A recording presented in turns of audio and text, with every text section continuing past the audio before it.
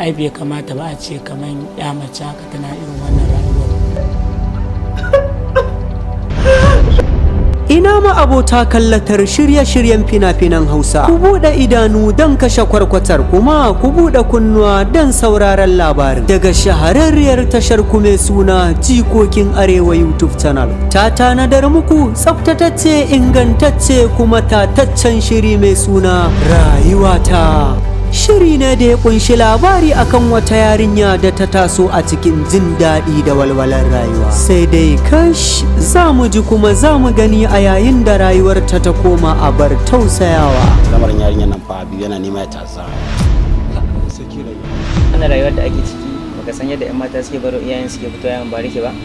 Ba mamaki wata matsalar ce take damun. Rayuwata.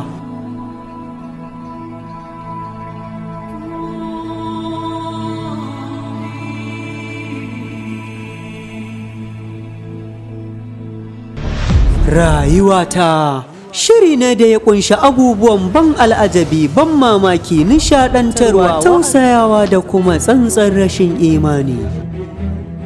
Darakta Zaharaddin Zimo, producer Ashir Abubakar, cameraman Anas Ramadan, and editor Mustapha Mustisho. Rayuwata. Gwa ta ki zama lafiya, ta kawo wannan shaye-shaye yayi yawa.